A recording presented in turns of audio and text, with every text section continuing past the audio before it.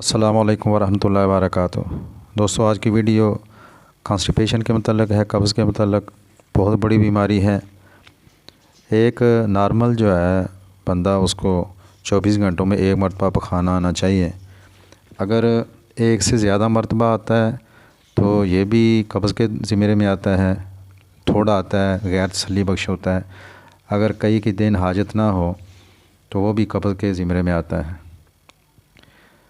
इसकी वजूहात आप जान लें। पहले मुरगन और शकील ग़ज़ा के बकसरत इस्तेमाल से कब्ज़ हो जाती है। गैर फितरी ज़िंदगी गुजारने से कब्ज़ हो जाती है। मैदे की बनी हुई चीज़ों का बकसरत इस्तेमाल कब्ज़ का बायस बनता है। आंतों की अंदरूनी परतों का ढीला पड़ जाना कब्ज़ का बायस बन जाता है। वर्जिश ना करना, चाय, सिगरेट, दीगर मुनशियात का इस्तेमाल, सब्ज़ियाँ और फल कम खाने से कब्ज़ की शिकायत शुरू हो जाती है। मुख्तलिफ़ अंग्रेज़ी अद्वियात के इस्तेमाल से कब्ज़ शुरू हो जाती है। आंतों की कुदरती हरकत में कमी की वजह से, उसकी वजह से कब्ज़ शुरू हो जाती है। आंतों की रतूबात का कम हो जाना या बिल्कुल खुश्क हो जाना कब्ज़ का बायस बनता है। बहुत बारीक पिसा हुआ आटा खाने से भी कब्ज़ की शिकायत शुरू हो जाती है। दौरान हमल कब्ज़ हो जाती है। ज़्यादा चावल खाने से भी कब्ज़ हो जाती है। पेट के मसल्स और पेड़ू के मसल्स अगर कमज़ोर पड़ जाएं तो भी कब्ज़ हो जाती है। सफ़रा की कमी से कब्ज़ हो जाती है। आंतों में किसी किस्म की रुकावट भी कब्ज़ का बायस बनती है। थायराइड ग्लैंड की रतूबत, हार्मोन की कमी से भी कब्ज़ हो जाती है। आंतों का जो कैंसर है उसकी वजह से भी कब्ज़ हो जाती है। जिस्म में पानी की शदीद कमी, उसकी वजह से भी कब्ज़ हो जाती है।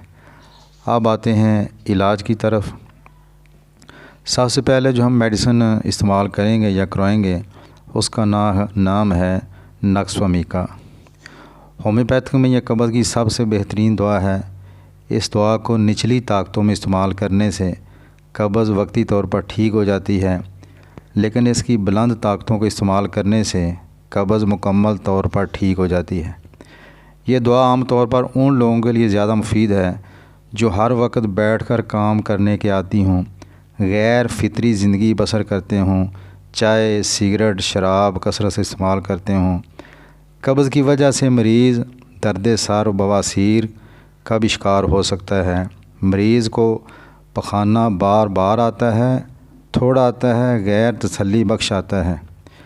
यानी जिन्होंने ज़िंदगी अय्याशी वाली गुजारी हो, घर का खाना कम खाएं और बाहर का ज़्यादा जो खाने के शौकीन हों, ये मेडिसिन उनके लिए है। दूसरी जो मेडिसिन है उसका नाम है सल्फ़र। अगर पुरानी कब्ज़ की शिकायत हो, पेट में गिरानी, तबीयत में बेचैनी हो तो ये दवा मुफीद है। 30 से इलाज शुरू करना चाहिए। सुबह दोपहर शाम 2-2 कतरे इस्तेमाल करें। तीसरी जो मेडिसिन है उसका नाम है ब्रायोनिया 200। आंतों की खुश्की और उसकी हरकत की ख़राबी से पैदा हो तो ये दवा दें। पखाना सख्त जैसे जला हुआ हो, मुंह खुश्क, ज़ायका कड़वा, इस मरीज़ को प्यास बहुत ज़्यादा लगती है और वो ज़्यादा मकदार में पानी पीता है। ब्रायोनिया का मरीज़ 2-2, 3-3 दिन रफ़ा हाजत के लिए नहीं जाता। ये दवा बच्चों की कब्ज़ में भी बहुत मुफीद है, क्योंकि बच्चे पखाने की सख्ती के बायस रफ़ा हाजत को नहीं जाते। ब्रायोनिया और नक्स-व-मीका बारी बारी देने से कब्ज़ रफ़ा हो जाती है। नेट्रम में और 6X, काली में और 6X, Calcarea floor 6X, सलेशिया 6X, natrum sulph 6X, ये मुरक्कब देने से भी कब्ज़ इंशाल्लाह इससे भी रफ़ा हो जाती है।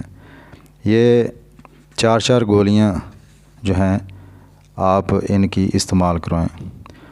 प्लम्बम मेट, अगर पखाना सख्त स्याह गोलियों की सूरत में होता हो, मरीज़ को पखाने में काफ़ी देर लगे, ये दवा देने से आराम आ जाता है। मरीज़ का मकद ऊपर की तरफ और पेट जो है वो अंदर की तरफ खींचा हुआ महसूस होता है। आगे वाली मेडिसिन का नाम है ओपियम। ये आप ठंडी ताकत से आपने इलाज शुरू करना है। कई दिन गुजर जाते हैं, मरीज़ को पखाना नहीं आता, अगर आए तो छोटी छोटी गोलियों की शक्ल में आता है। ठंडी ताकत सुबह दोपहर शाम दें, और 200 की अगर इस्तेमाल करनी है तो एक हफ़्ता सुबह शाम दें 2-2 कतरे, फिर सिर्फ एक टाइम दें। आगे जो मेडिसिन है उसका नाम है लाइकोपोडियम। ये पेट के जो निचले वाला हिस्सा है उसके अंदर गैस बनती है रहती है, हाजमा जो है वो खट्टा होता है और इसमें भी पखाना गैर तसल्ली बख्श आता है। तो लाइकोपोडियम 30 सुबह दोपहर शाम 2-2 कतरे इस्तेमाल करवाएं। ग्रेफाइट्स, आगे जो मेडिसिन उसका नाम है ग्रेफाइट्स। मरीज़ को पखाने की हाजत नहीं होती, कब्ज़ और बवासीर दोनों इस दवा में मिलती हैं। पखाने के बाद मकद में दर्द होता है, इस दवा का मरीज़ मोटापे की तरफ माइल होता है, पखाना लेसदार लेस से लिपटा होता है, मरीज़ हसास और असाबी होता है। ठंडी ताकत से इलाज शुरू करें, सुबह दोपहर शाम 2-2 कतरे इस्तेमाल कराएं। आगे वाली जो मेडिसिन है वो बड़ी अच्छी मेडिसिन है, बच्चों के लिए भी बूढ़ों के लिए भी। उसका नाम है एलोमीना। इसके अंदर ये दवा हामला जो ख़वातीन हैं वो भी इस्तेमाल कर सकती हैं, बच्चे भी इस्तेमाल कर सकते हैं और बूढ़े भी इस्तेमाल कर सकते हैं। ठंडी ताकत सुबह दोपहर शाम इस्तेमाल करें। उसके बाद जो मेडिसिन है उसका नाम है सिपिया। यह भी ठंडी ताकत हामला जो ख़वातीन हैं उनकी कब्ज़ के लिए भी बड़ी मुफीद मेडिसिन, सुबह दोपहर शाम 2-2 कतरे इस्तेमाल करवाएं।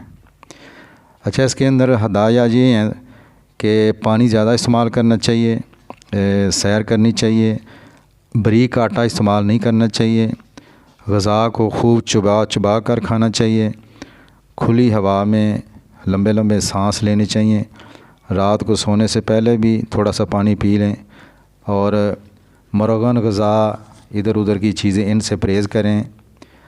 इसके अलावा आजकल अमरूद हैं वो खाएं, गाजरें हैं वो खाएं, मूलियाँ हैं वो खाएं, तो इससे इंशाल्लाह बहुत बेहतरी आ जाएगी। फिर भी मज़ीद किसी चीज़ की आपको समझ ना लगे तो आप मेरे व्हाट्सएप पर रब्ता कर सकते हैं। ज़िंदगी रही तो इंशाल्लाह फिर मुलाकात होगी। अस्सलामु अलैकुम वरहमतुल्लाह।